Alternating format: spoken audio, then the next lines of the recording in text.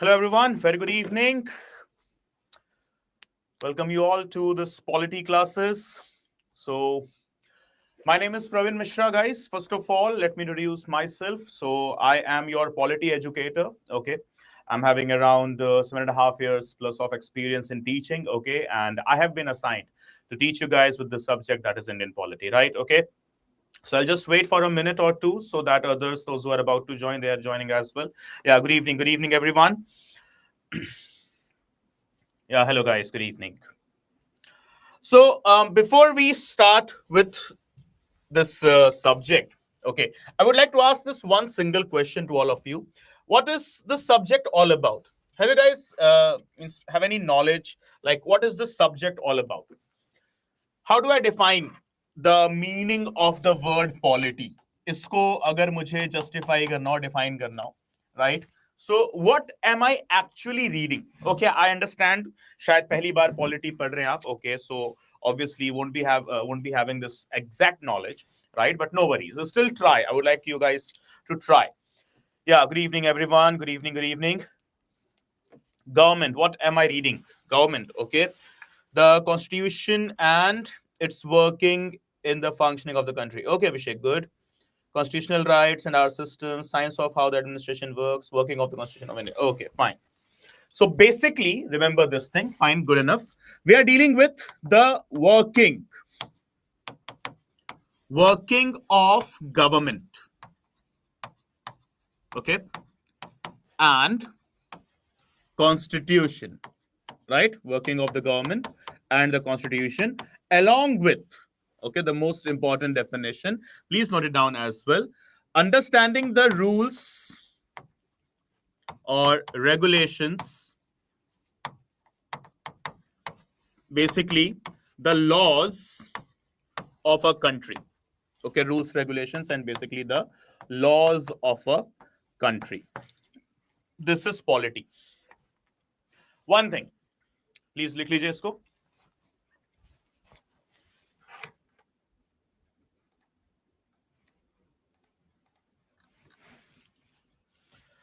So, guys, one thing that we must understand here, we are not dealing with the whole subject of political science. ध्यान रखना ये बात.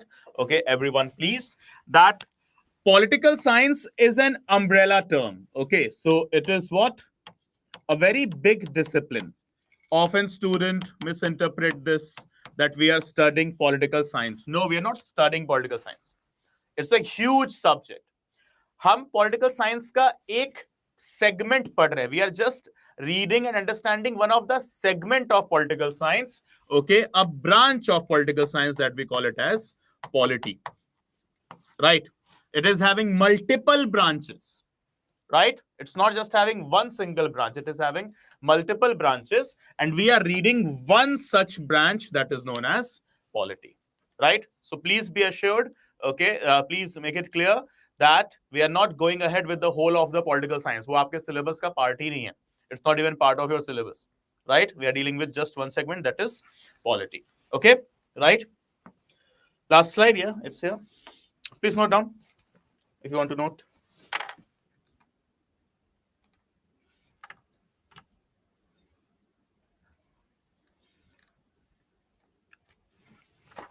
Okay, so yeah, Deepak, I will not dictate anything there in the class. Okay, I will provide you the notes. Right? I'll not dictate anything. I'll just simply provide you the notes. We'll read the notes here in the class. We'll discuss the segments in the class itself. And the very same notes that I'm using to teach you here, I'll share those notes with you. Okay? Yeah, I hope this is written. Working of the government and the constitution, rules, regulations, laws of a country. This is what we are reading in the subject that is known as polity. That's it. Okay, nothing more or less than that. We are reading specifically this only. Right? Okay, guys. So let's start. See, ये जो आपका IB का exam है, right? Okay, और may be आप में से बहुत सारे लोग शायद यूपीएससी के लिए भी प्रिपेयर कर रहे होंगे, तो वहां पर भी शायद आपने पॉलिटी पढ़ा होगा. What is the difference in approach I need to have in the polity exam as well as the UPSC CSC exam? What is the difference in approach, guys? Yeah. What's the difference? You might be, going ahead with UPSC, or you might be, just specifically focusing on IB only. So what is the difference? How will I differentiate that this is my IB exam preparation, this is my CSE? Okay. Yes, Yerim. In IB, it will be more factual. Yes, that's correct. Okay. UPSC is more theoretical. Okay. Whereas we talk about IB, it's actually factual. Okay. Like out of 10 questions, 8 or 9 questions also, or maybe 10 questions could be the possibility that you might be having only based on the facts, right? Like UPSC is more based on theory. Out of 10 questions, we have got 6, 7, 8 questions based on theory. Only 2, 3, or 4 questions based on facts. But here in IB, 8 questions, 9 questions, or maybe out of 10, 10 questions could be there that are based solely on the facts. So what we need to have here, the most understanding of the facts. Okay. And so let's begin with the factual content here, with the factual this chapters first of all. So we have got multiple chapters to be covered, like for example, the historical background. Okay. So guys, now I will give you an option here. So please do not take it as a judgment. I'm not saying that I'm going to do this. Okay. I'm just telling you that there is a chapter that you might have already discussed in history, maybe or maybe not even, right? In your modern history, maybe with Halok sir, right? So there is a chapter known as historical background. Okay.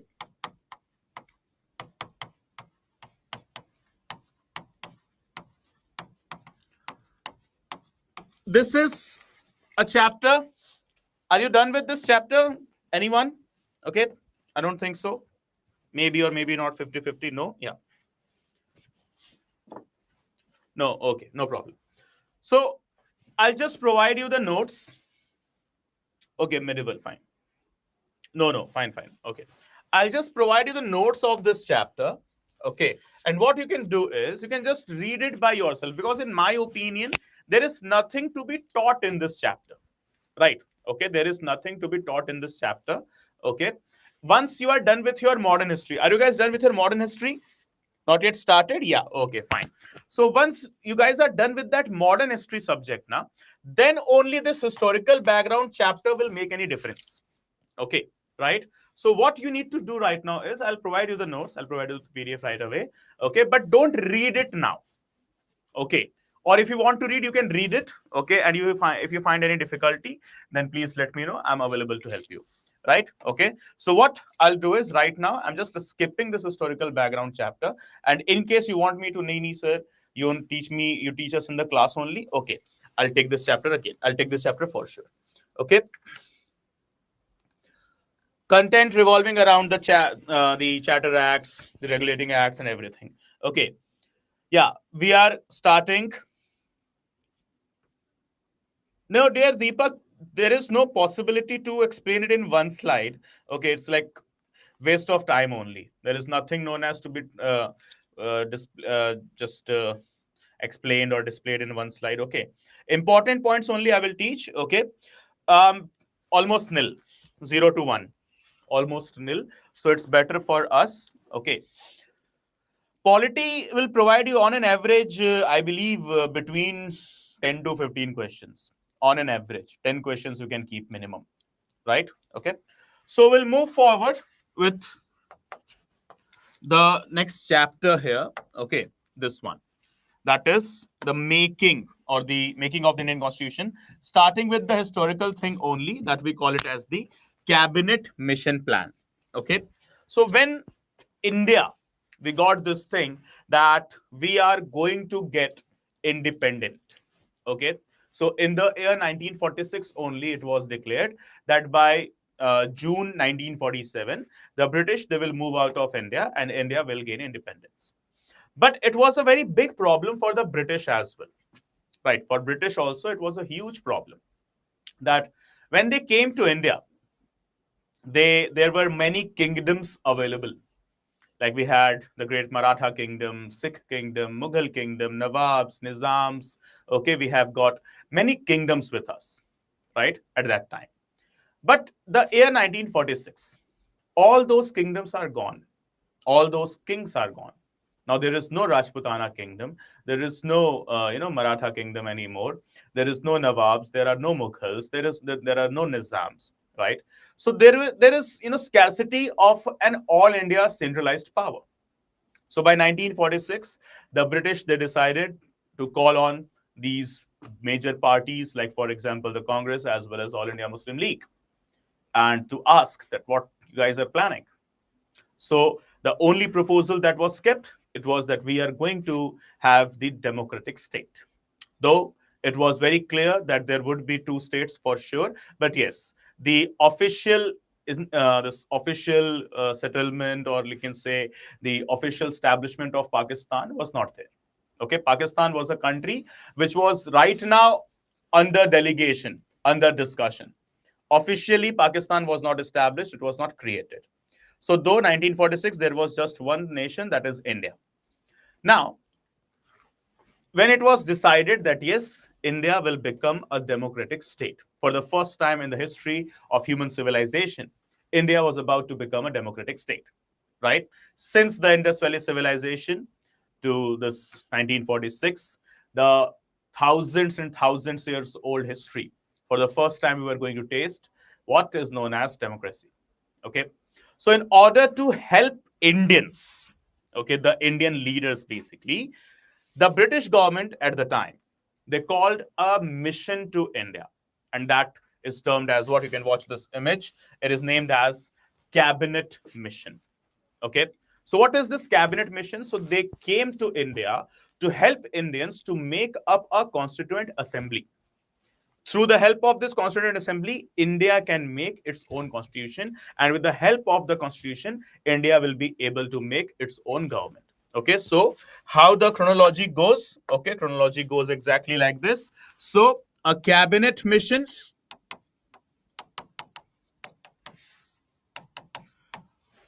through which will be established the constituent assembly.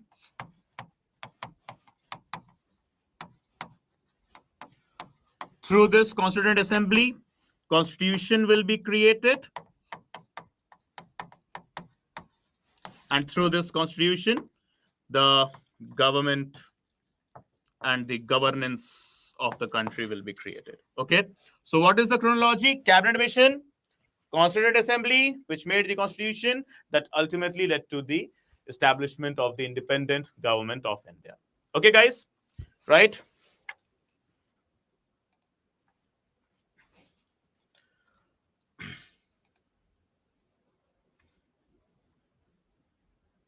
Shri Hari, Rajesh, I'll surely share there. In fact, right now also I'm not having the Telegram QR code.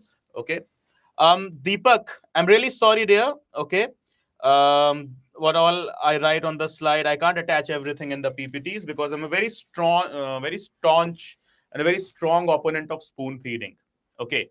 So if you guys are expecting that I will be, spoon feeding you guys, okay, that everything written here will be written in your PPTs as well, I'm sorry, that's not possible. There are few things that you guys will have to write by yourself. Okay, I don't think so there would be 4 or 5 lines or maybe 1 or 2 paragraphs every day, okay, that you will have to write by your own, because the way we have crafted this content, it is crafted in a way that covers almost 95% of the things. Even if there are 4 or 5% of the things that are not covered in this content, I will do right here. But yeah, all of these things written here won't be shared, I'm sorry. Okay, so you guys are grown enough, okay, and mature enough persons, I believe.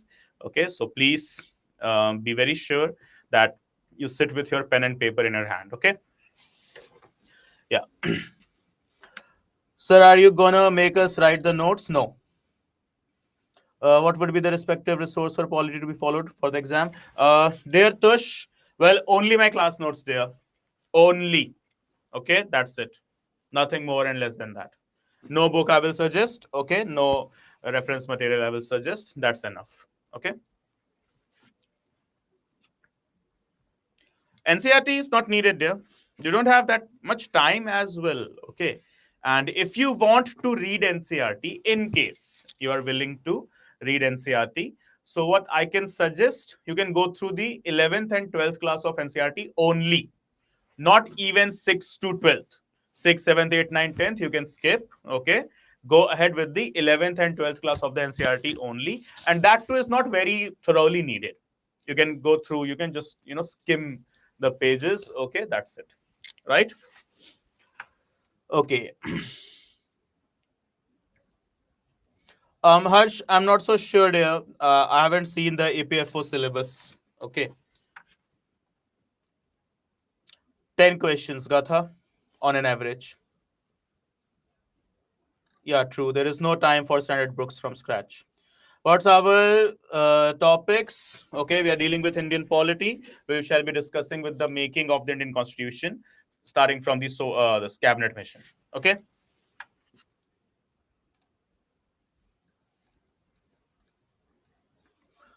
Okay, sir, some students, yeah, okay, I understand. Yeah, it's okay. Relax. Okay, guys. Yeah, we'll solve the PYQs there. Okay, once we are done with the subject. Okay. Yeah, class notes are sufficient. Okay, and I request you all one thing. Okay, please. Since you guys are, quite mature, like I have heard a lot about you guys. Okay, I would like to make one single request to every one of you. Okay, whatever doubt you have related to this notes, reading, preparation, strategy, consistency, etc., things, please keep it with yourself and you can ask with me at the end of the session.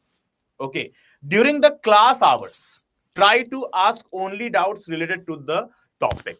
Okay, so okay, this is the first session, first time we are interacting, so I'll just make a request. I understand there are n number of questions, they are roaming in your mind here.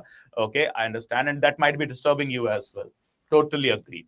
Okay, but what you need to do is, okay, whatever these types of questions you have, okay, keep it with yourself. Okay, at the end of the session, before ending the session, I will ask multiple times, whatever your doubts are, please let me know. Okay, I have always been doing this thing. Okay, whenever I'm starting the session, I start firstly this question, please tell me the doubts from the previous topics. Okay, whenever I get the answer that doubts are cleared, then only I proceed with the next topic. And at the end of the session, I'll just first ask, if you have any doubts, okay, then please tell me. Once your doubts are done, then only I'll end the session. Okay, right?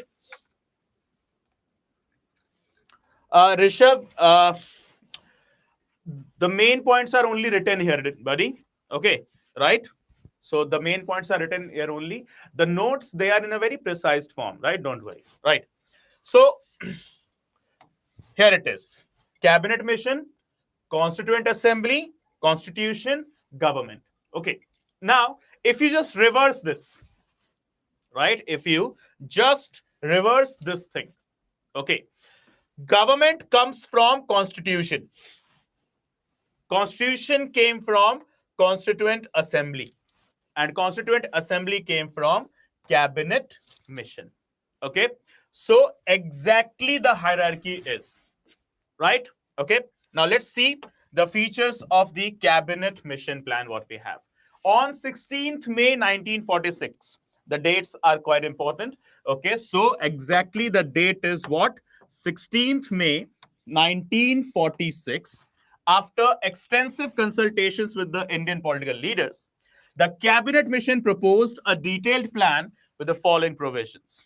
The first one, India to remain a united India.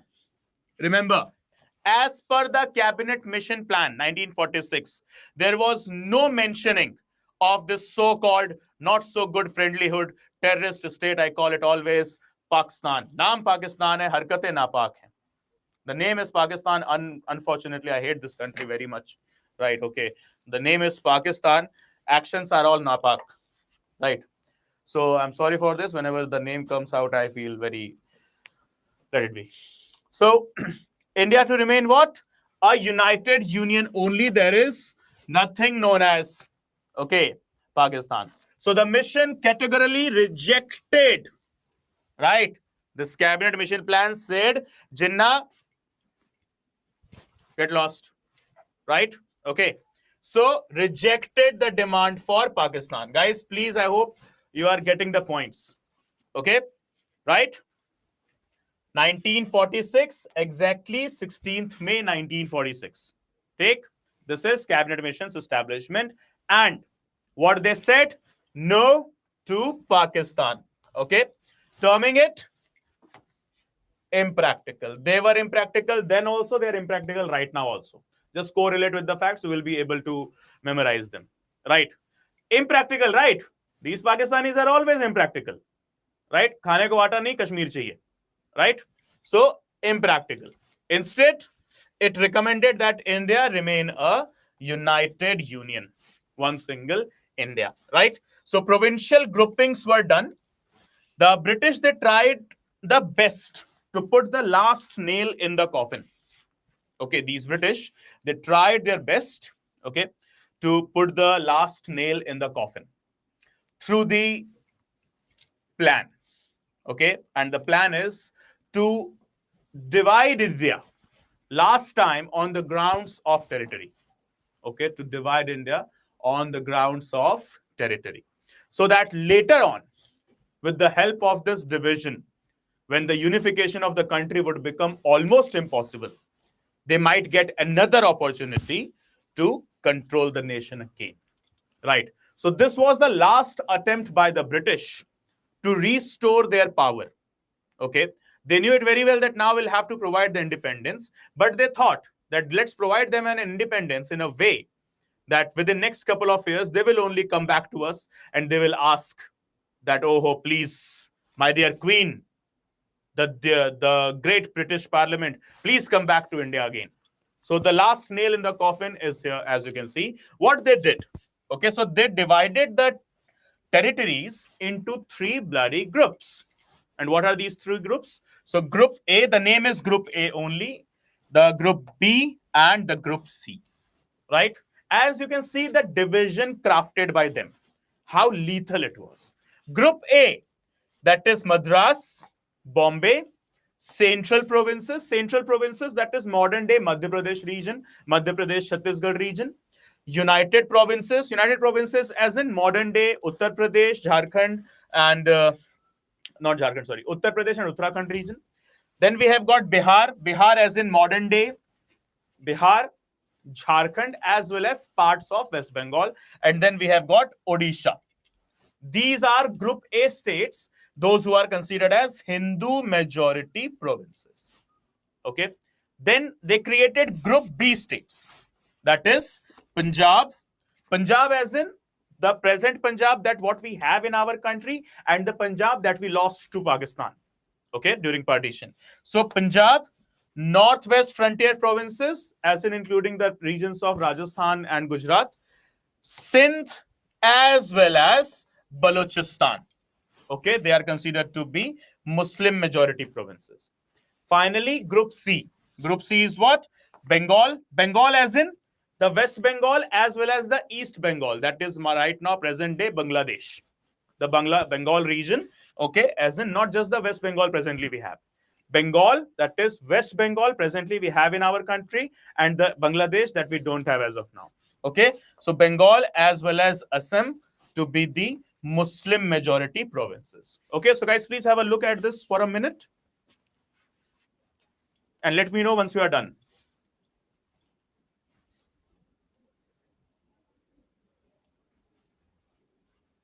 And let me quote it here. It's very, very important. Very high level of questions could be crafted from this one paragraph itself, one slide itself. Please comment, guys, once you are done, okay?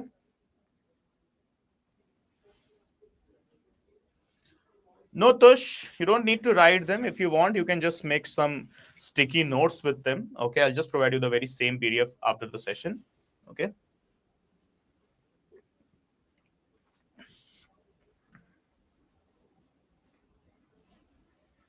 Done, done, done? Okay.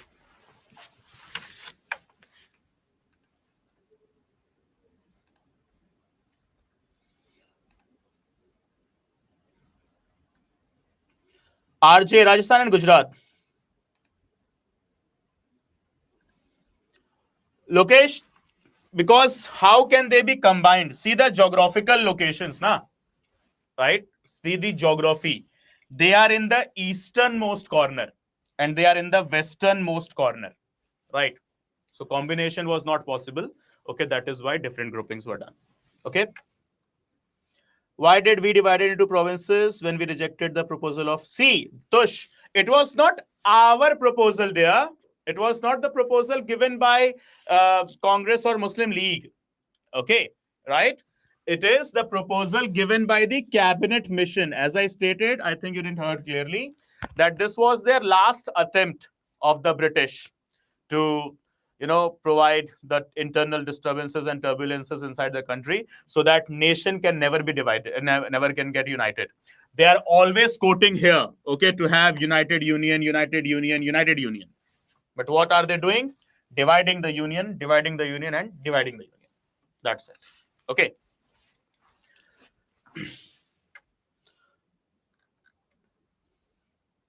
Second paragraph, okay. United provinces, group A, united provinces as in the present part of Uttar Pradesh. Okay, the parts of UP and Uttarakhand you have, it's united provinces. Central provinces, part of MP and Chhattisgarh you have, that is central provinces. Okay.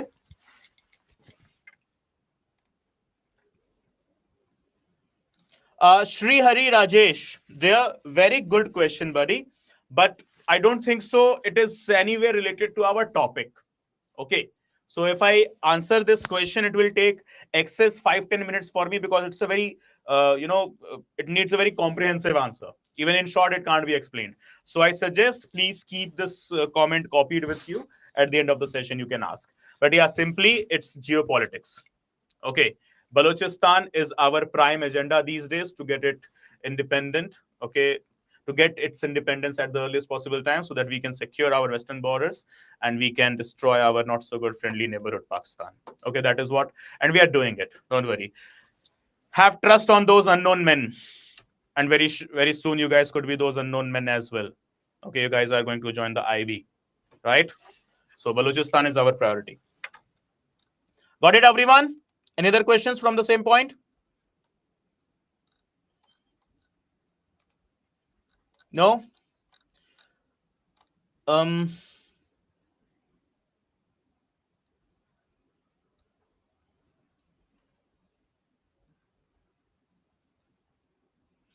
Well, George, hate is not a solution, but even existence of Pakistan is not a solution, right? And remember, in intelligence, you don't have this option, okay? Sometimes you have to do the hatred. It's needed. That too when the state is known as Pakistan, okay? Yeah, done, right? So we can proceed. Okay, so the next thing.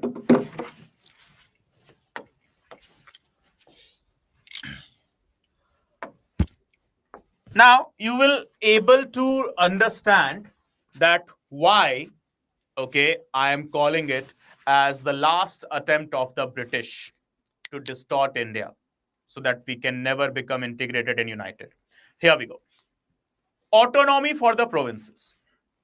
Okay, it created India, but an India that can never get united as well as integrated. See this point here. How rubbish point, how illogical you could be. Okay, it's here. Autonomy for provinces. Provinces were granted full autonomy, right? Full autonomy in all the subjects, except three things. What are these three things? Defense, foreign affairs, and communications, which were only under the jurisdiction of the union. Residual powers were also given to the provinces. Okay, like in our upcoming classes, we'll have the chapter known as center-state relations. Okay, so in that center-state relations, you will learn about Article 246. Okay, so we have got Article 246 known as or written in Schedule 7. Okay, so in this we have got the union list, the state list, at the time it was known as provincial list, and the concurrent list. Though there is also a fourth list that is not mentioned, that is known as residual. Okay, so whatever things they are mentioned into the union list, only the union will make laws. Whatever things are mentioned in the state list, only the state will make laws in normal circumstances, in general circumstances. Whatever has been mentioned in the concurrent list, union plus states, that is provinces, they both can make laws, but in case of any conflict, the union law will prevail, right? So it is having an unwritten list as well, that is known as residual or the residuary. Residuary as in something which is not mentioned in any of the lists. Okay, neither in state, neither in union, neither in concurrent.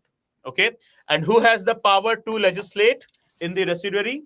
Only and only the union, right? But this thing was actually given to provinces at that time by the by the cabinet assembly or the cabinet mission, right? So who is having more autonomy here? As you can see, the states, basically the provinces, are having absolute autonomy, right? Okay.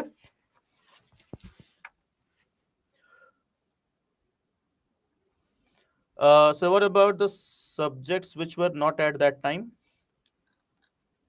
Tush, as in province. Samjan, I didn't got it. Yeah, George, here is the slide. Tush, can you please elaborate? I didn't got your comment. So for that, they kept this residuary one, na? So if there is something left, we can add it into the residuary one. Okay. Union here is as in,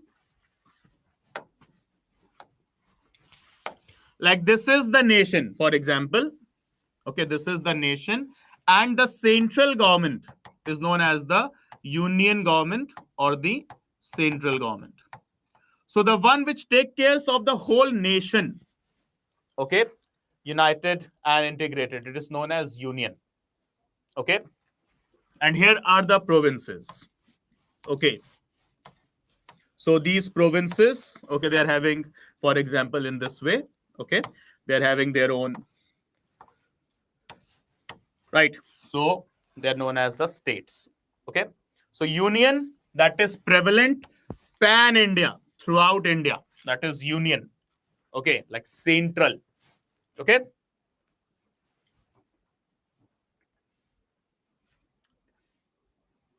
residual as in that is left, which is mentioned nowhere. Okay, that is left, which is mentioned nowhere. Okay, there could be things now that could come forward in with the passage of time. Okay, there could be things that could come forward with the passage of time. Okay, so the things that shall be coming in front of us with the passage of time was mentioned in the residual list. Okay, it was kept blank, like AI. Yeah. Okay, let's say, for example, you can understand like this.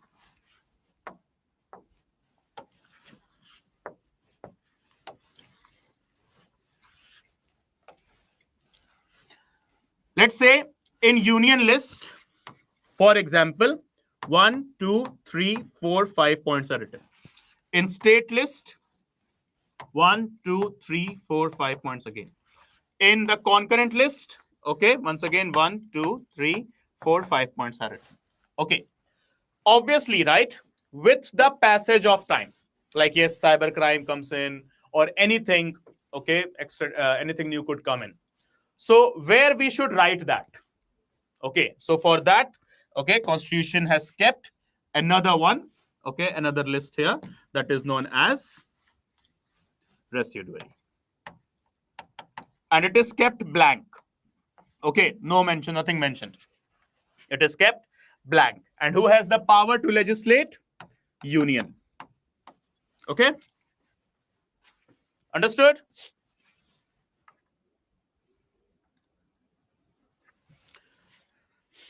Yes, George, is that understood in all others? It is kept blank, right?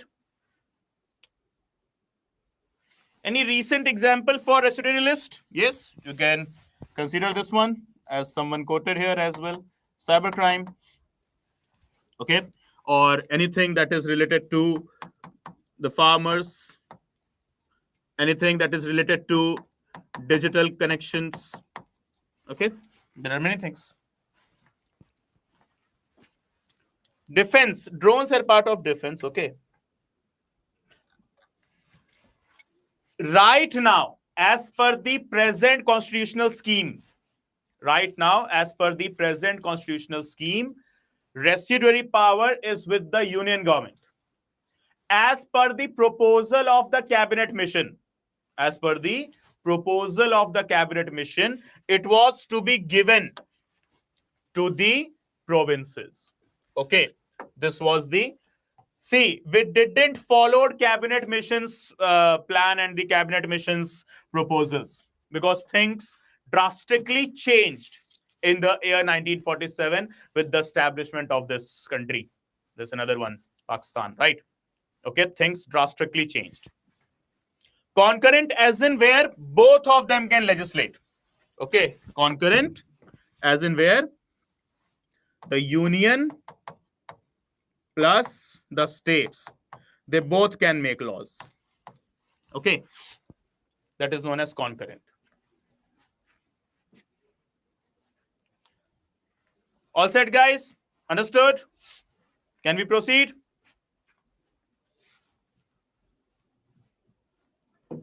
Yeah, fast, please.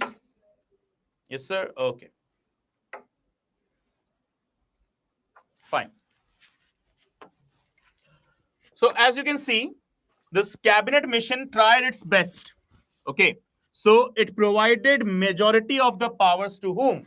Majority of the powers to the provinces only. And then it proposed a constituent assembly as well. Now, a constituent assembly was to be formed with indirectly elected representatives. Okay, so guys, please make this point. As per the cabinet mission plan, you can note down this question, please, fast.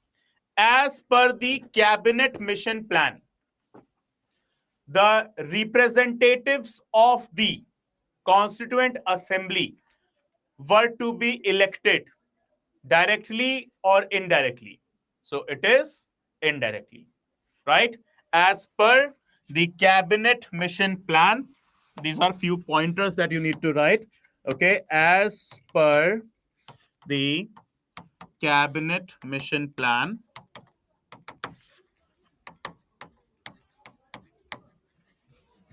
the representatives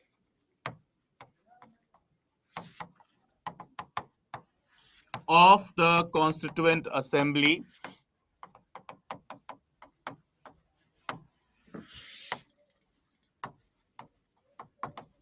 were to be elected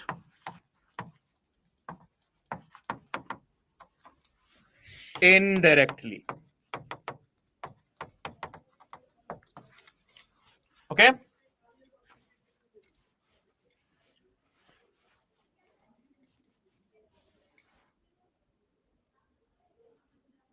No, Deepak, no criteria.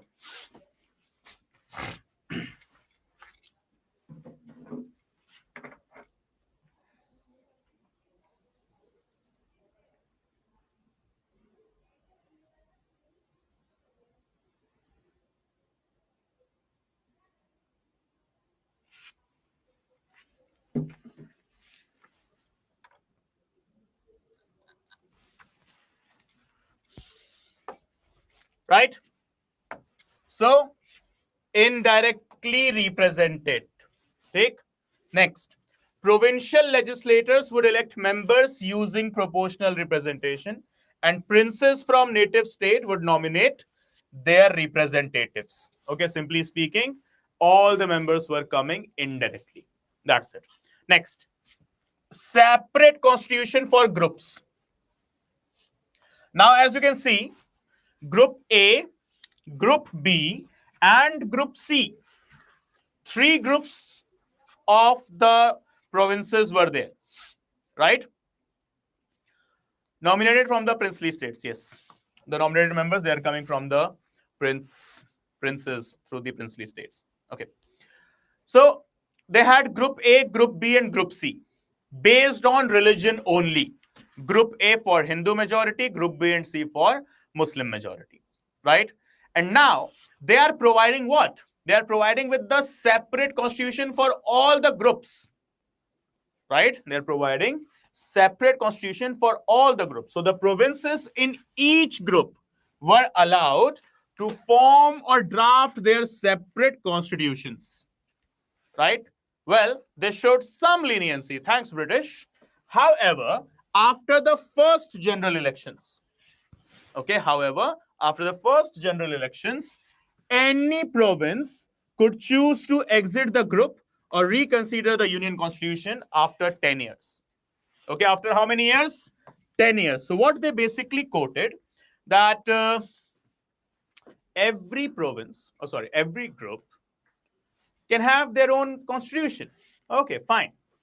But in case you want to reconsider yourself, okay, you can do so, but after general election.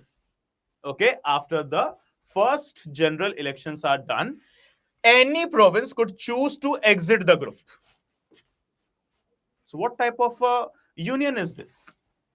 Any province could choose to exit the group. Okay, just like you have the WhatsApp group.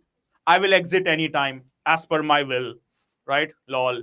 And then they can also reconsider the union constitution, but only after 10 years.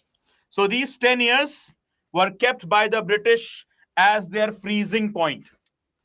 Okay, so that they can have this opportunity in those 10 years. They knew it very well that if this thing is followed, obviously India can never become India, a united and integrated India, right? And in those 10 years, these bloody British with their white skin, they will come back. Okay, right?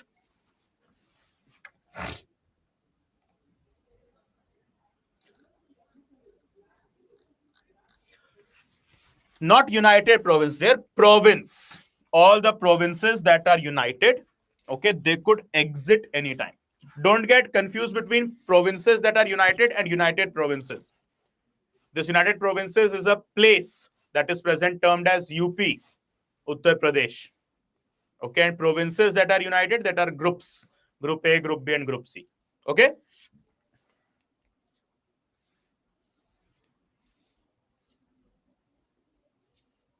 Got it, guys? This one. The next, Federation of India. Okay, what is this? Federation of India, a unified federation, including the princely states, was proposed to ensure collective governance. And finally, the interim government. Until the new constitution was finalized. Until the new constitution was finalized, an interim national government composed of Indian leaders from various political parties, including Muslim League, Congress, All India Trade Union Congress, and whatsoever parties were present.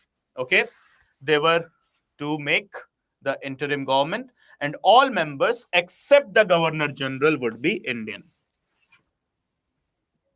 Okay, all members except the Governor General would be Indian. Okay, 565 princely states. Deepak.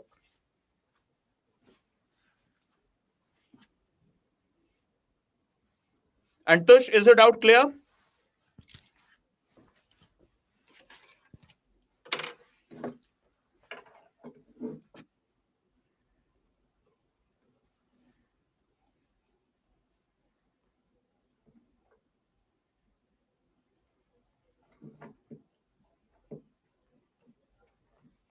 So guys, please have a look at this.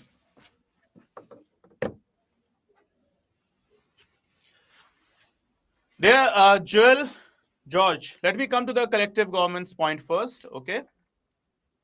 As of now, we are just on these things. So guys, please see this. Read this. And then let me know when it's you are done.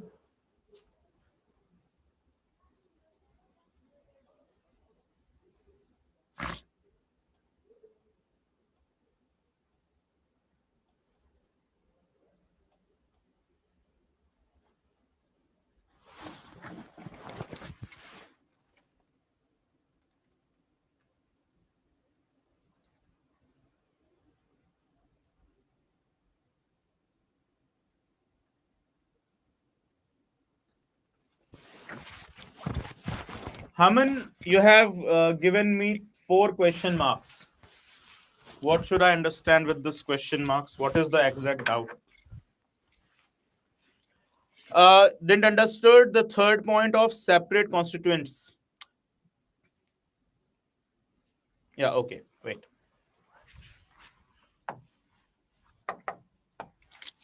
See, the cabinet mission plan.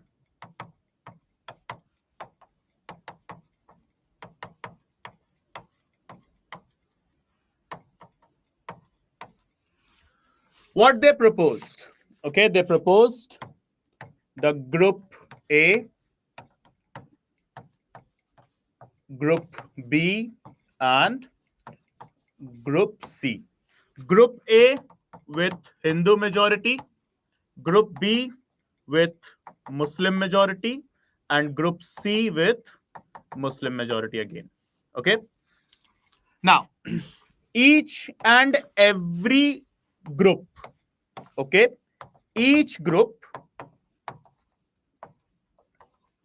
to have its own constitution. Okay.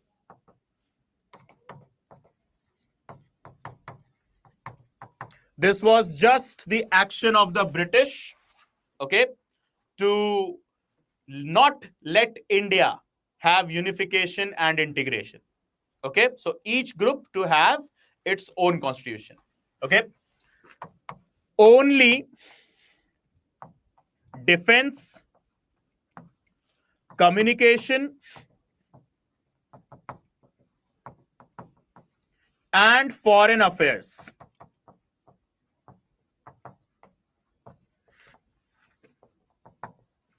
were to be handled by Union.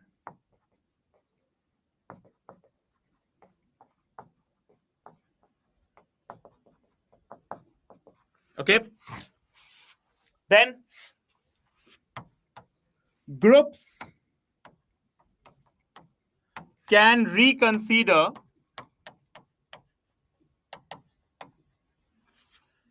joining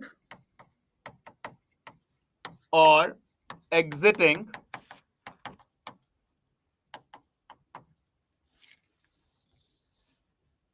only after first general elections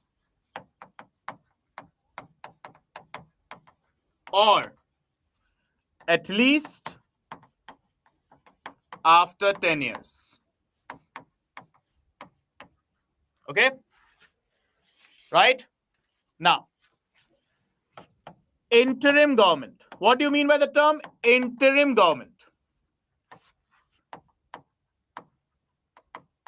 How do I define this term interim government? Interim government is something like a type of a caretaker government. Okay, so interim government, you can also call it as the caretaker government. Okay, who will create this interim government? Leaders from all parties as in maybe Muslim League, Congress, Trade Union Congress, whatever. Okay, all parties, okay, leader from all parties to be the part of government, and everyone except this Governor General. Okay, everyone except this Governor General to be Indian. That's it.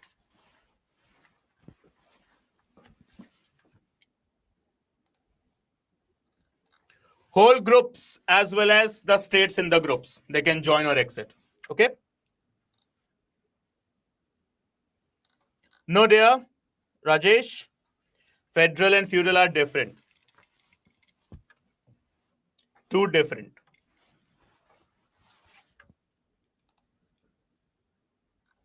Yeah, Governor General, white man, that is the British.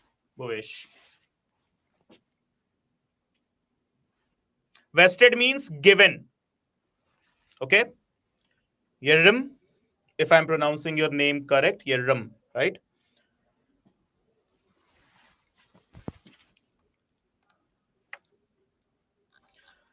Then, sir, why they making a constituent assembly when they want to do this? Well, for this, I have a very clear-cut answer.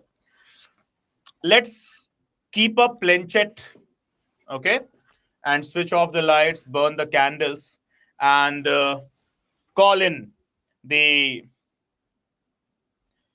what we say, the spirits of this cabinet mission plan and ask them, that bloody British, what the hell you were thinking? I told you now, this was just the last attempt by the British to create internal feud in India.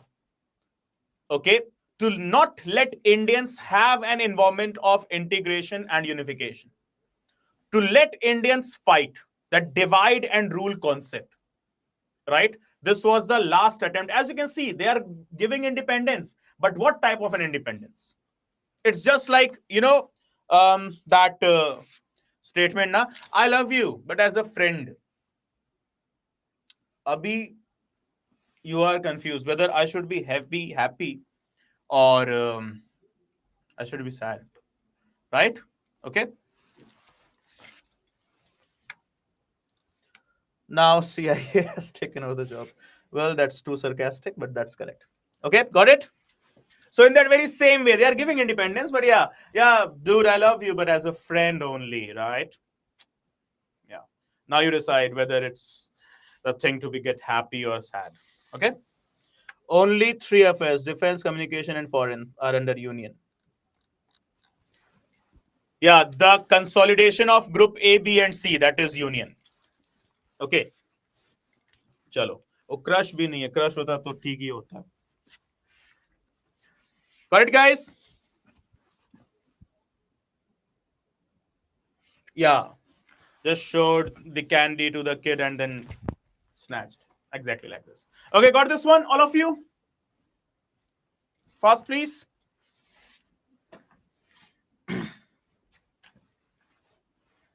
Yes. Okay.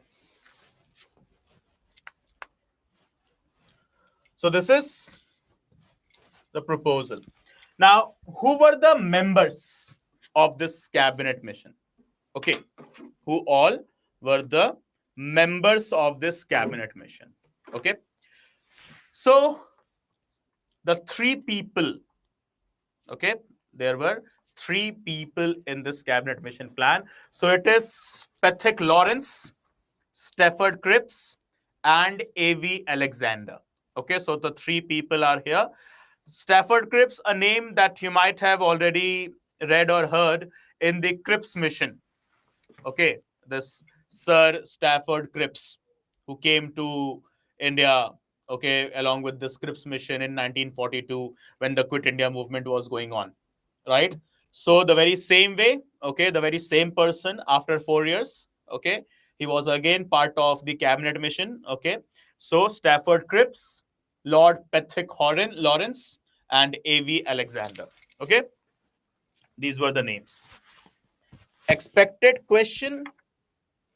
Hamam means like, what is your exact question there? Like, you have the option to write in detail, right? There are no word limits to your comments. Okay, you can just write in detail. Expected question, as in like, what are you asking actually? Got it, guys? So three people. Who are these three people? Three idiots, basically. So-called Lord Patrick Lawrence, who was the Secretary of State for India of that time. Second, an idiot, Sir Stafford Cripps, who is the President of Board of Trade. And finally, the third one, A.V. Alexander, who was the first Lord of Admiralty. Lord of Admiralty, taking care of the naval powers. What this person has to do inside the politics. But he came, right? So Alexander, Lawrence, and Cripps, the three people from the cabinet mission. Okay.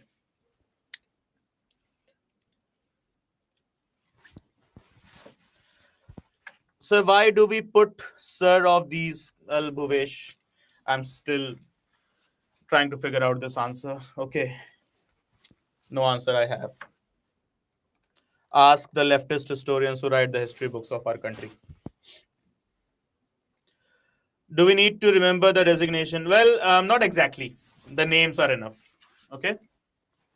Patrick Lawrence, Stafford Cripps, A.V. Alexander. Okay.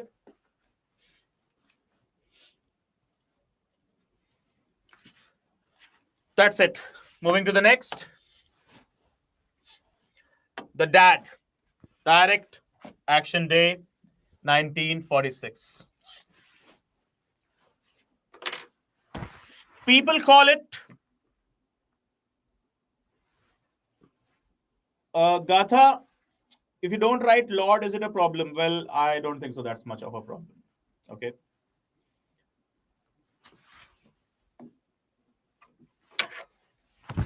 Right. The Direct Action Day. People call it as the Black Day. I agree. But you know what? We must understand that this Direct Action Day, it killed thousands of people, disgruntled the lives of lakhs and lakhs of Indians, regardless of their religion, race, caste, community, etc. It parched the very, what we say, the profound brotherhood. It dried up, it parched our very profound brotherhood we had. Okay, unfortunately, the country of Pakistan couldn't have come into existence if Muhammad Ali Jinnah wouldn't have announced this thing. Okay. Yeah, trains full of dead bodies and everything. The communal violence that erupted exactly on 16th August 1946, it highlighted the deepening rift and tension between the communities. No, it highlighted the deepening rift between the parties. Like presently also we are troubled with the rift within the parties, right? The parties, the rift between them troubles the life of the common man. History repeats itself. The same thing was going on there. Calcutta, okay, under the Muslim League government witnessed the worst riots. The place that has been mentioned here, okay, like Noakhali, okay. Hey guys, it's not Nora Fateh, huh? It's Noakhali, okay. Noakhali, Bombay, Bihar, the parts of United Provinces left thousands people dead, right? Further, it polarized the whole political atmosphere. And now it was clear that this cabinet mission plan is now dead. It has died in a very deadly manner. The cabinet mission plan is now totally gruntled. It's totally gone. It's totally out of use. Now, because there couldn't exist things known as groups, the so-called group A, B, and C. Right? So, who initiated this? Muhammad Ali Jinnah. Right? Pakistan, before its inception, even before its inception, has promoted only violence. What we can expect further, right? So yeah, Indian Brotherhood became a dreamboat this day, or Indian Brotherhood died this day, 16th of August, 1946. Okay, as we can see, the areas Noakhali, Bombay, Bihar, parts of UP, that is United Provinces, all gone, right? And then the British called in the all-party meetings. Before 1946, there were events like Wavell's Plan, the Shimla Conference, the Simla Conference, actually. Okay. Slide once more. Yeah, here we go. No, if you guys are writing, okay, George, right? There is nothing to be written here, dear. Okay, the thing that is to be written, I have already narrated it, dictated it. Okay, I don't think so. You need to write. The same PDF will be updated to your portal immediately after the end of the session, right? Take.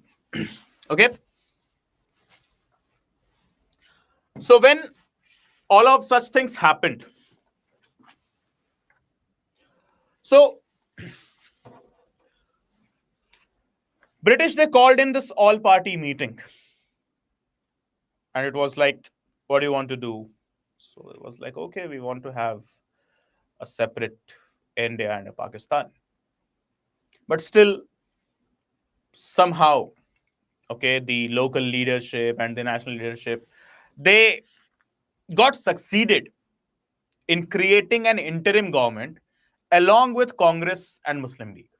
So as you can see, what has happened to prevent any kind of further unrest, the then viceroy, okay, the second last governor general or the second last viceroy, Lord Wavell, okay, invited Jawaharlal Nehru, who was the then Congress president, to form the interim government, who assumed office on 2nd September 1946.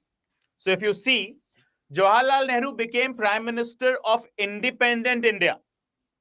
Okay, right? As well as Jawaharlal Nehru was also the Prime Minister of India that didn't gain independence as well. Exactly the date, 2nd September 1946. Okay. So after continued negotiations, the Muslim League initially, which was reluctant to join, that refused to join as well, but agreed, right?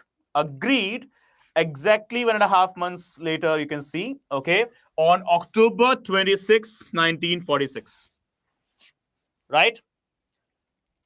Initially, it was just the Congress that made the interim government. Please make a star point and note down. Initially, it was only and only the Congress that made the government, okay? And only, it was, as you can see, some 56 days later, okay, around 56 days later only, it was Muslim League that joined the interim government. Okay, so I hope you have written. However, the League adopted the policy of obstruction.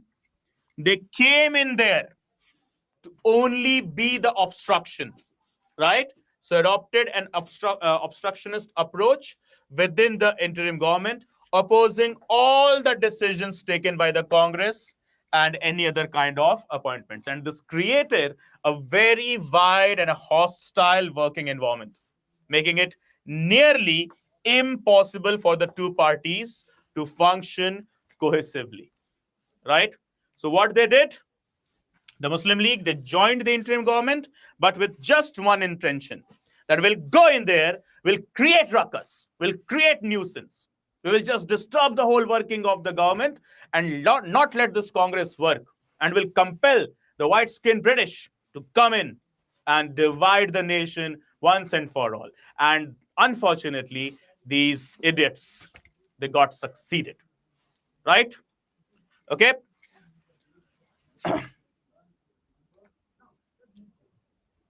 Prathamesh, though this Congress is also the very same Congress of that Congress. Okay, created in 1885. It is the very same Congress only, but yeah, with huge amount of political differences. Okay. So I hope this is all clear. I'll just step aside for a minute. Please have a look. Let me know once you are done.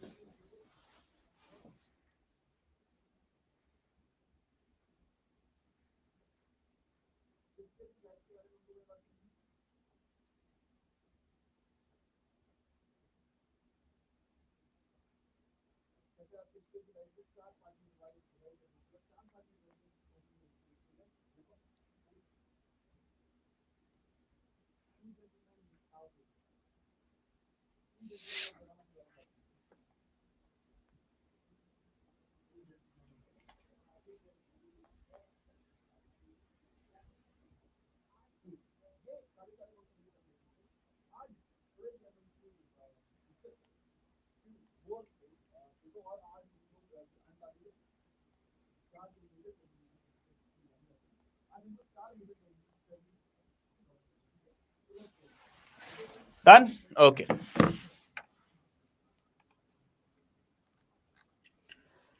It was just tabled, dear Bhuvnesh. Okay, the formation of Pakistan was just tabled. Okay, it didn't came into the official existence. Okay, so then once the time period of 1947 came in, when the sun of 1947 came in, and when it was all said and done, that now there would be two states, the British sent their best man who could, best man as in negative sense. Okay, the British, they sent their bloody best in negative sense, who could divide this India. His name was unfortunately Lord, but Mountbatten, right? Who came to India with just one agenda: let me divide this nation and the people. Let me do that. And he did, right? We fell into the trap of the policies of the British, and finally he provided in front of us the two nation theory. Mountbatten with his two nation theory. Yeah, it was a plot planned by the League. True. Okay. So now it was clear that there are two nations. So two nations would be there. So obviously we'll have to arrange things in a manner. But still, one constituent assembly was made. Remember, initially there was just one constituent assembly. There were no multiple assemblies for India and Pakistan. Initially, okay, till 1947, January 1947, there was just one constituent assembly. Okay, it got split only after the existence of Pakistan, right? So what do we have here? Please see, what is a constituent assembly? So the constituent assembly is an institution specifically conceived to design or amend a constitution with the authority to establish the norms that govern the political and social framework of a territory. This is the basic definition. Okay. And in India, the Constituent Assembly was formed when? In November 1946, under the Cabinet Mission Plan, as a partly elected and partly nominated body. Okay. So the Constituent Assembly, when did it start working? It started working in November 1946. Remember, Pakistan was just on tables at that time. It was not even in existence at the time. Okay, so there was just one Constituent Assembly for India. That's it. Okay.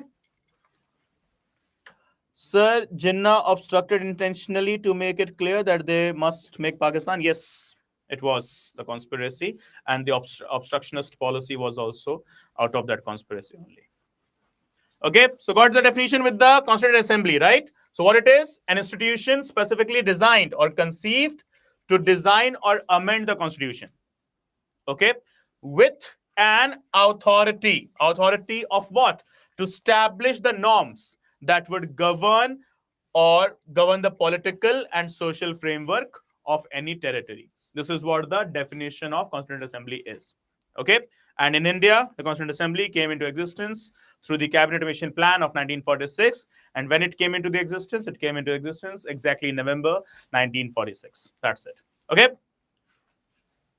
This is the actual meaning of Constituent Assembly. Okay. So the meetings, the dates are very, very important, guys, from the perspective of your examination. It convened for the first time, the first sitting. It came into existence in November. But the first sitting, that is the first proceedings that started, it was December 9, 1946. What was the date?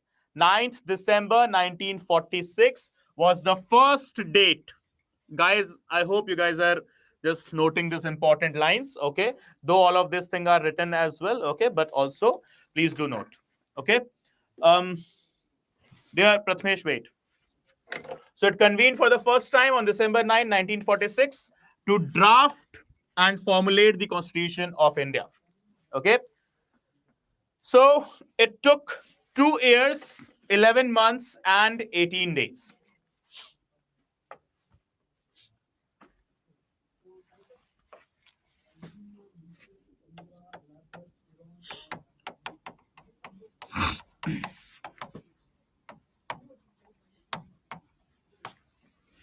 Okay.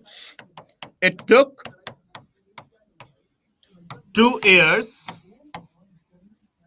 11 months,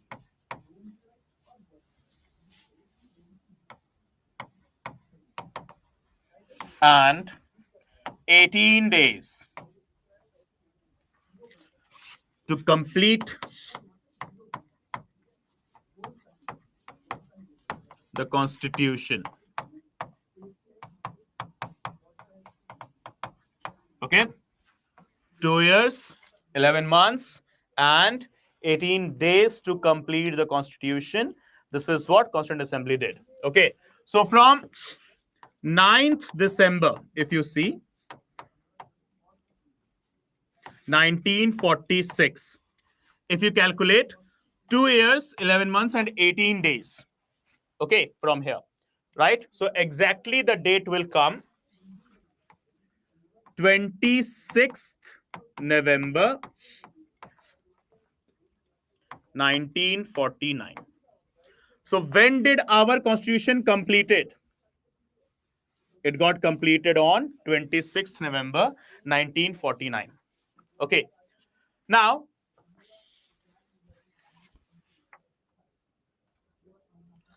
George, hold on dear.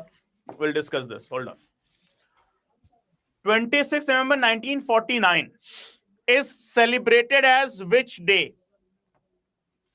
If I say we do celebrate something on this date.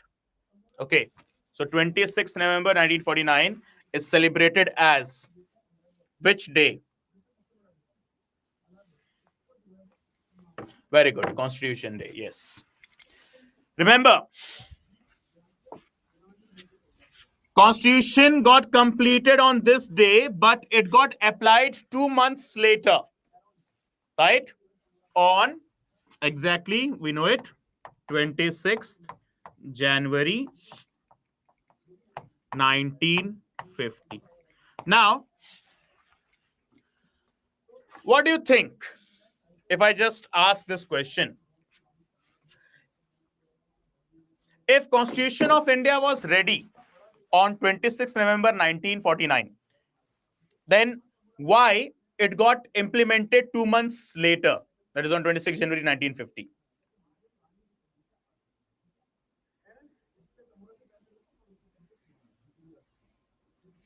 Come on, guys.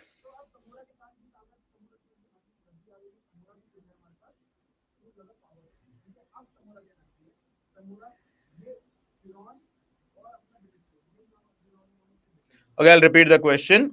If Constitution of India was ready on 26 January 1949, then why it got implemented 2 months later on 26 January 1950? Go on. Approval from the union must be political strategy. Swaraj was demanded on the same day. Yes, that's correct. Okay. In Lahore session of Congress in 1930, okay, Swaraj was declared by Congress on the very same day on 26 January 1930. Okay, got it?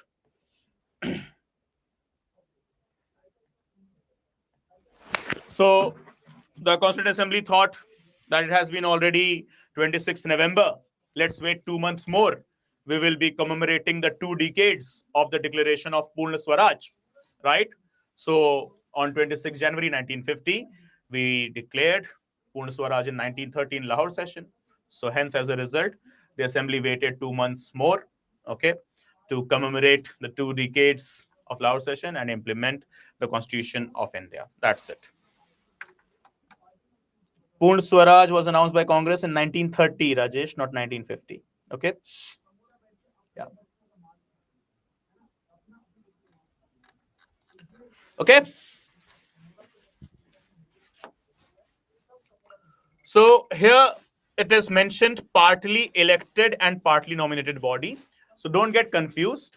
There were 299 members in the Constituent Assembly, and out of those 299 members, some members were elected, okay, from the people, indirectly elected from the people, and some members were nominated from the princely states and the governor general's provinces. Okay, so that is why it is partly nominated and partly elected body. Okay, elected from provinces, yes.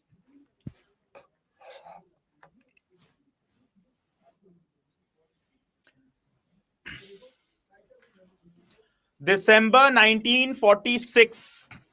Okay. It came into existence in November 1946. Its first meeting held on 9th December 1946. Constitution got completed 2 years, 11 months, and 18 days from here. That is 26th November 1949. Okay.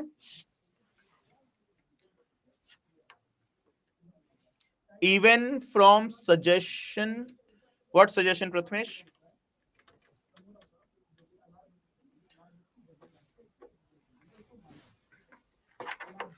Done?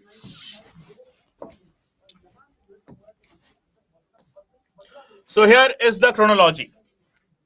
Okay, so here is the chronology. As you can see, for the first time, the idea to have an independent constitution of India or the independent constituent assembly in India was put forward by M.N. Roy in the year 1934.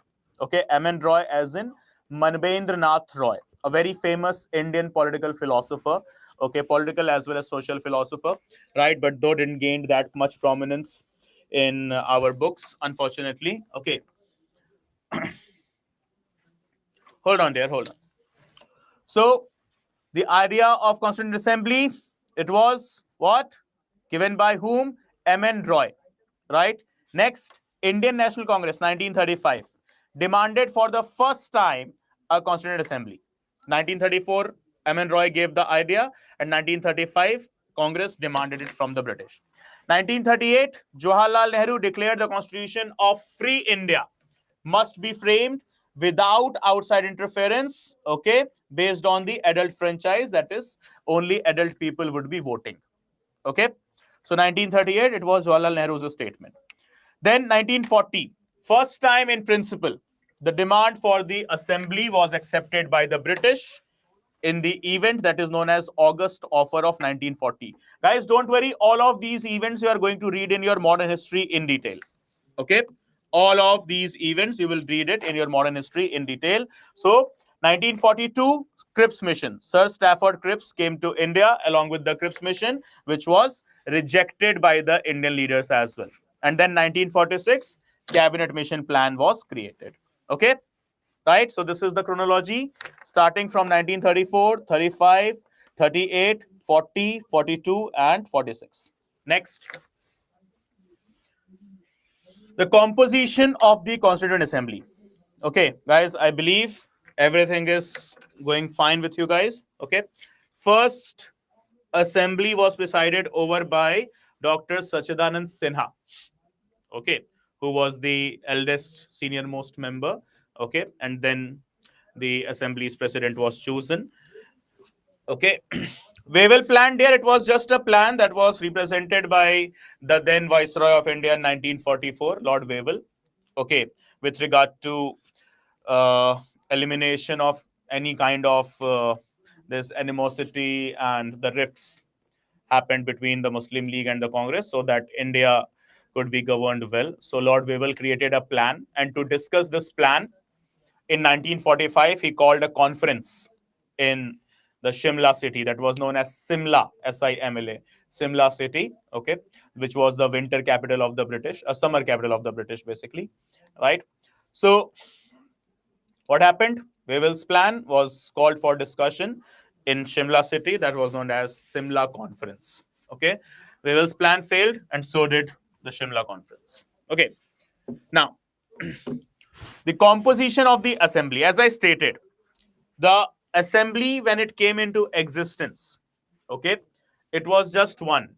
There was nothing known as Pakistan in November 1946. Okay, there was nothing known as Pakistan. So the actual members, so the total strength was 389. Okay, what was the actual strength? Please mark it. 389 was the actual strength. So from British Indian Territory, it was 296. Okay, and from princely states, it were 93. Okay, so please just mark this thing. 296 from the British India, and from princely states, they were 93. Okay, apart from within this 296, as you can see, 11 were coming from the Governor General provinces, 4 were coming from the Chief Commissioners provinces, 1 from each. And don't worry, I understand you might be having this confusion now. What is this Governor General provinces? What is this Chief Commissioner provinces? Okay, just relax. Don't worry. Let your history segment start. There you will get to revise all of these things again. Okay, so what do you mean by the 11 governors provinces? Okay, and what are the chief commissioners provinces? Don't worry, just relax. Just look forward for the figure for now. Okay, British India, how many? 292. Okay, and princely states, how many? 93. So in total, 389. Is that clear?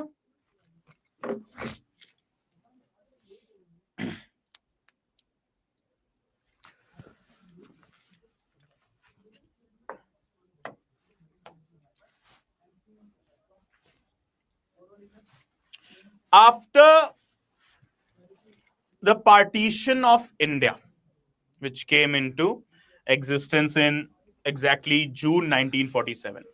Okay, formalized in August 1947. Out of these 389 members, 90 members, they went where? They went to the Pakistani Constituent Assembly.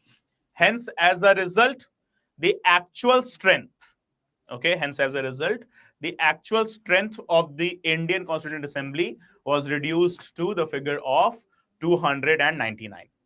Okay, so remember, when the Constituent Assembly got divided, Indian Constituent Assembly, which was having 389 members, 90 of them were transferred to the Pakistan's Constituent Assembly, and India was left with 299 members only. Okay, so now we go to the next big thing here, that is making of the Indian Constitution. Okay, so assembly is made, 299 members are there. So as you can see here, the Indian Constitution was made by the assembly, which came into existence as per the cabinet mission plan. Okay, and here are the people. The assembly sat for the first time, okay, for the sitting. It was 11th December, convened on 9th December. Proceedings started on 11th December 1946. Rajendra Prasad as the president, but the first president was Sachidanand Sinha. He was the nominated president. The first elected president of the assembly was Dr. Rajendra Prasad. Okay, with 2 vice presidents, they were whom? H.C. Mukherjee, Arendra Kumar Mukherjee, as well V.T. Krishnamachari. Okay, and B.N. Rao as the constitutional advisor or the legal advisor. So guys, don't get confused. Okay, just please mark it this way. The first nominated president,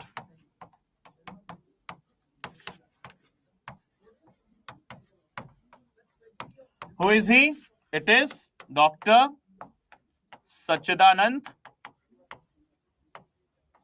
Sinha. Okay, first elected president of the assembly. We are talking about not the whole of India, we are talking about the Constituent Assembly. Okay, first elected president, it is Dr. Rajendra Prasad.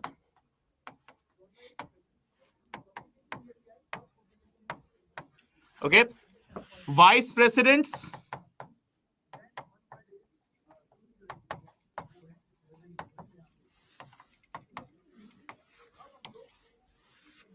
H.C. Mukherjee. Okay. V.T. Krishnamachari.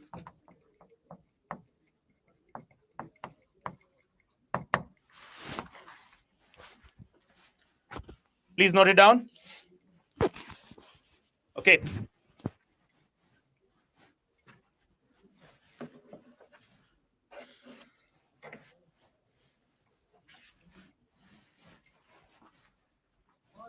Then there is also someone mentioned as the legal advisor. Okay, apart from these persons, there is also someone mentioned as legal advisor. It was who? It was B.N. Rao. It's R-A-U. R-A-U. Okay. You would be like, Arey sir, where is the architect of the constitution? Where is Dr. Sahab? Where is Dr. Ambedkar Sahab? Where is Baba Sahab? So Baba Sahab will be the chief of drafting committee.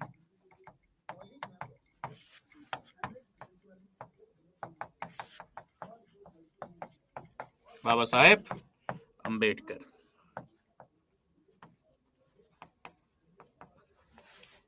Okay. The chairperson of the drafting committee. Okay, not the whole Constituent Assembly. Remember, guys, Dr. Ambedkar was not the chairperson of the Constituent Assembly.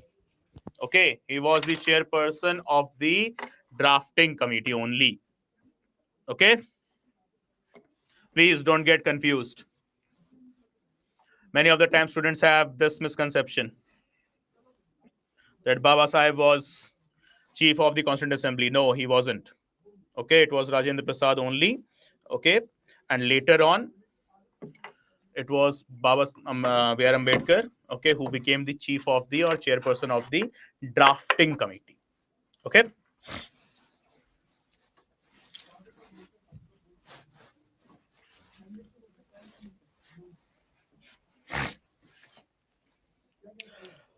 The most exciting day, okay, the most exciting day of this whole Constituent Assembly was this 13th December 1946.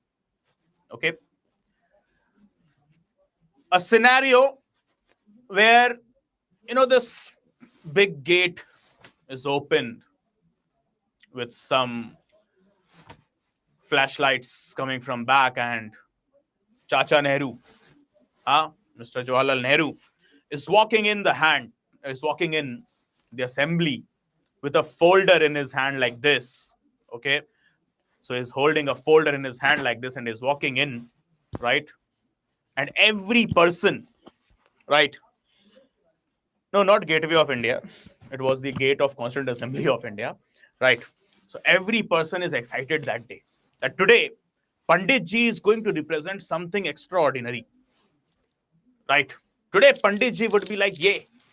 And that day, literally, it was like every person's eyes in that assembly, now it was like glowing. It was glossy eyes that day, right? Why? What's special on this date, 13th December 1946? Pandit Ji represented the objective resolution that day, what we call today as the preamble. Objective resolution, as in what is the objective? What is the commitment of this Constituent Assembly? What type of nation is India going to be, right? So it was represented that day in the name of objective resolution by whom? By Jawaharlal Nehru, okay, which laid down the philosophy of the Constitution of India that is presently named as preamble. Okay. Presently, we call it as what? The preamble. Okay.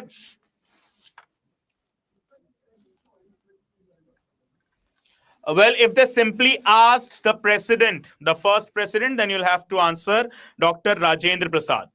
Okay. If they don't mention the nominated or elected one, then generally, as per the convention, you have to answer Dr. Rajendra Prasad.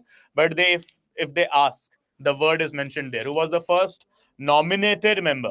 So it's Dr. Sachidanand Sinha. And remember, if you are having this question, okay, that who was the, let's say, for example, who was the first president of the assembly. Okay. And you have got options A, B, C, and D. And you have got Dr. Sachidanand Sinha's name mentioned as well, Dr. Rajendra Prasad's name mentioned as well. Then what will you choose? Come on, guys. Answer me. If you have got the question, who was the first president of the assembly? And two names are there, Sachidanand Sinha and Rajendra Prasad.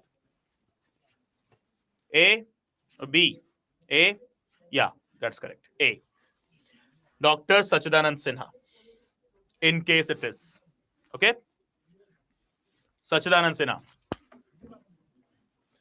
No, not Rajendra Prasad. Because here the convention is broken. Already the first president's name has been mentioned. So I have to take the name Sachidanand Sinha. Okay? Yeah.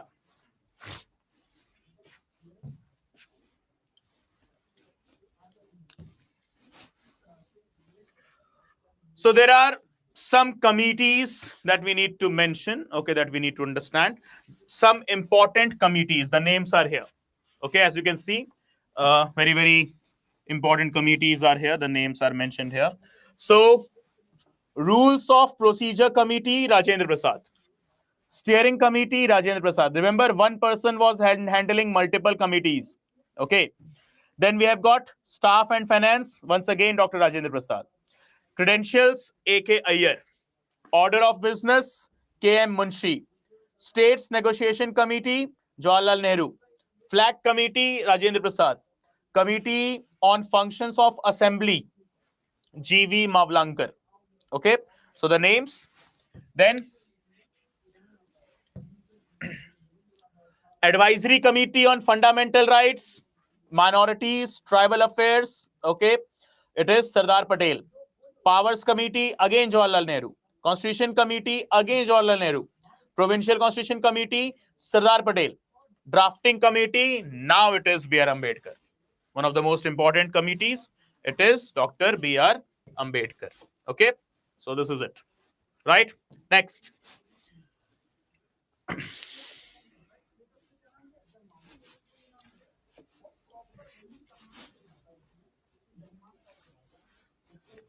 Okay, everyone? Yeah, you need to remember this all. At least this all. Okay. This one. This one. Okay. Then this one again. And, okay, this is the same. Okay.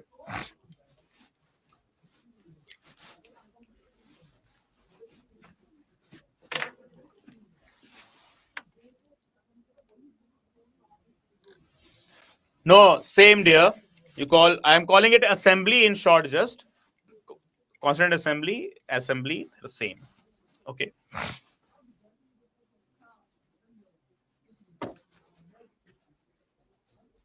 Okay, guys, done.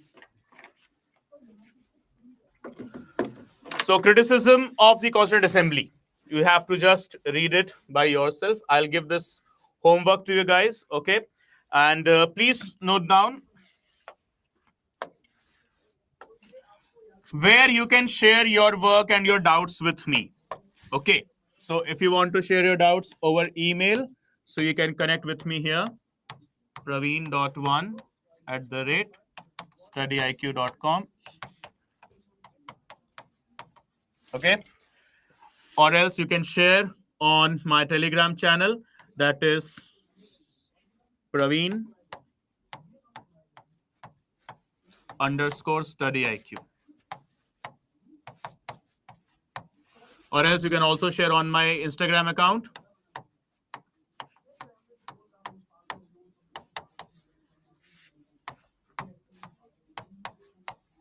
Or you can directly WhatsApp me. Just please, whatever you are doing, WhatsApp, Telegram, Instagram, email, whatever, please do mention your batch name. Okay?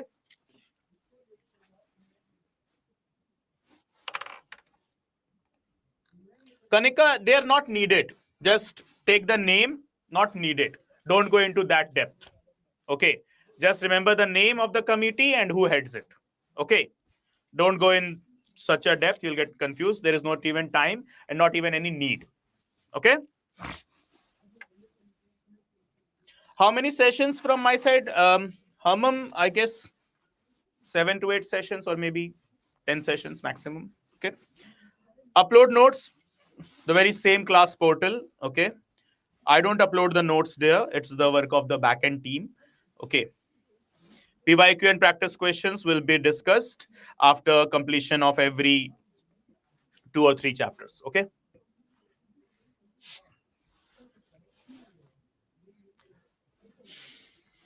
Okay, guys. So you have got my mail ID, my Telegram, my Instagram, as well as my WhatsApp. This is okay. You can call me here as well if you have any doubts.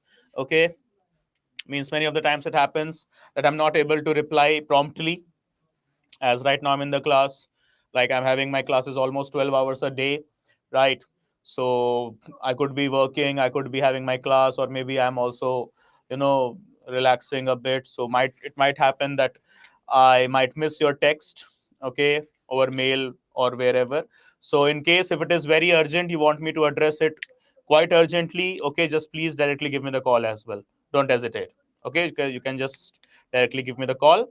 Okay, if it is very, very urgent, okay, don't hesitate.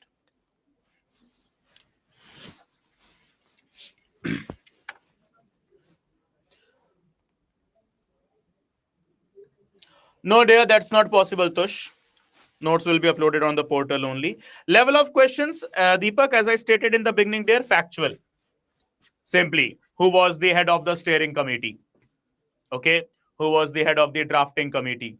Who was the head of the this constitution assembly committee? Working of the assembly committee, right? They can ask you directly the question: from which parties the members were coming in the interim government? Only Congress, only Muslim League, okay, only Congress and Muslim League, like that. Okay, so what is the answer? All parties, right? Okay. Articles learn करने पड़ेंगे क्या sir? Yes, Dhanraj, articles learn करना पड़ेगा. Okay.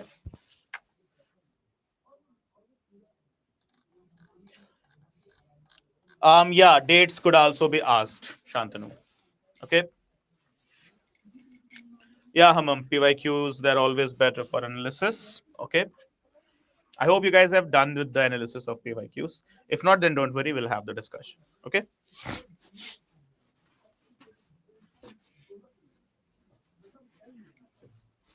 Yes, guys, any questions? Any doubts, please?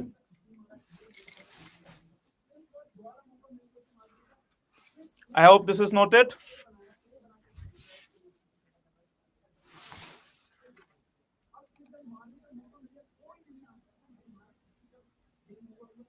Yes, Tosh.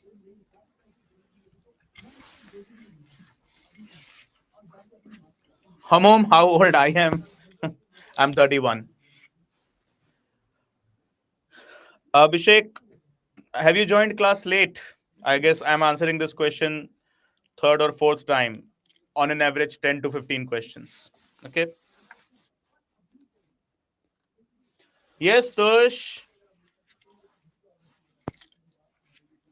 Articles which we will be discussing in class, those articles, yes. No idea, Deepak.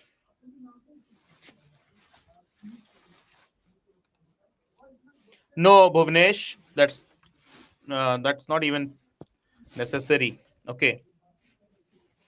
No, Deepak, here we will be discussing only the static part. Current, we will see in the next class.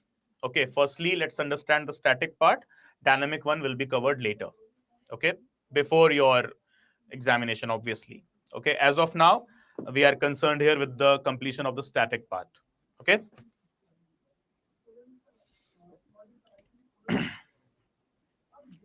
Yeah, anything else, guys? Please give me no doubts in case there are no doubts left.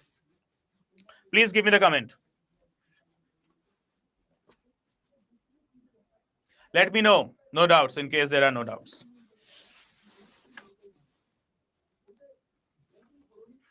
Yes, Tush, you can expect such type of questions.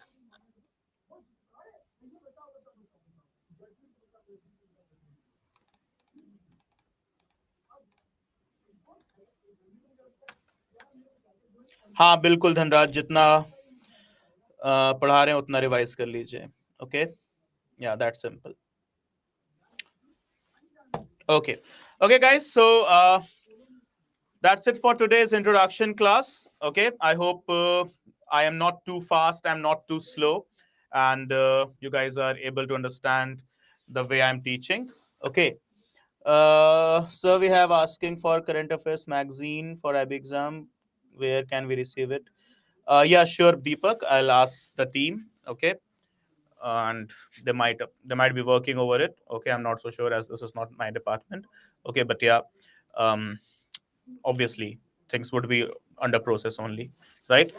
So how to give time to current in JS cover and revision? Bhuvnesh, dear, hold on for the current segment, beta. Okay, my dear friend, just please hold on for the current segment. Okay, please wait. Okay, we'll let you know. Yeah, George, for today. Thank you. Roji, if I'm not pronouncing your name wrong, dear. Okay. Siva, you will be communicated there. I'm not so sure, okay, when those current affairs class would be starting. Okay, honestly, we have got multiple departments here in Study IQ, and my department is just to make the content and teach you guys, okay? Rest, what are the schedule, class timings, okay, everything, every other thing, we have got different teams, okay? And you might be having a helpline number, I believe. So you can call on that helpline number. They will address your doubts, okay, related to the scheduling, class timings, etc. And in case you have any content related, subject related doubts, so here I am. Okay, there we go.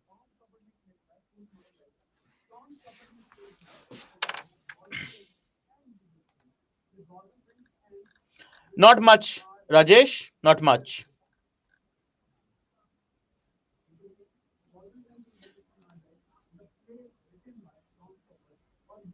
Thank you, Abhijit.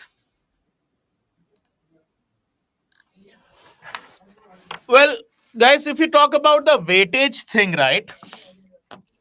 Let me be blunt and honest.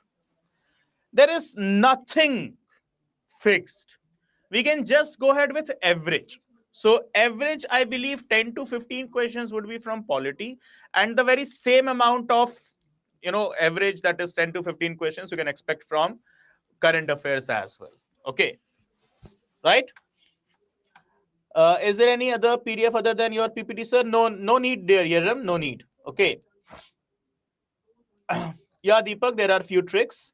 I'll let you guys know. Just wait. You guys are too much, in trouble.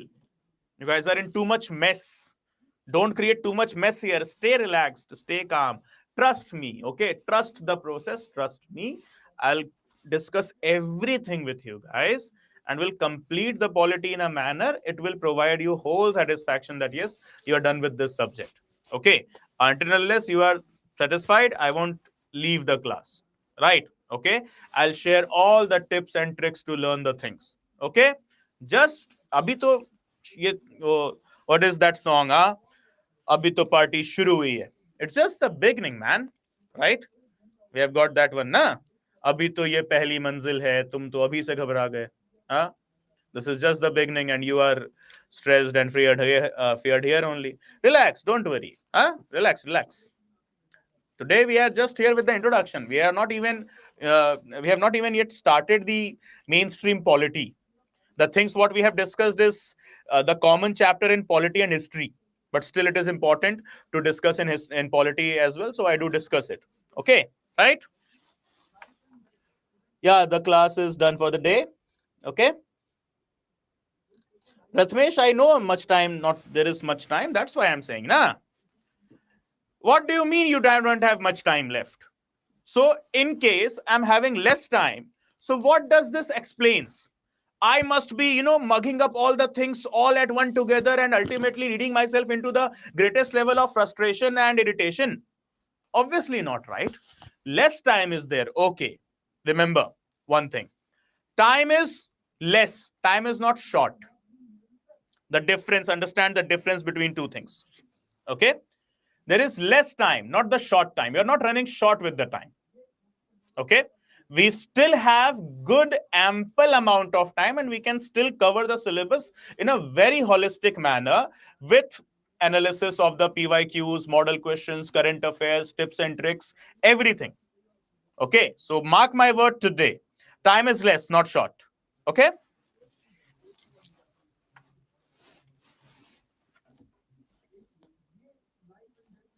Clear, everyone? All set? So please make sure time is less, not short. That's it. Okay. We don't have class tomorrow there. It's Sunday. On Monday, we'll start with the next thing. That is the salient features of the Indian Constitution. And okay, guys, so the next chapters. Okay. Please, on Monday onwards, we'll be having the salient features of the Indian Constitution.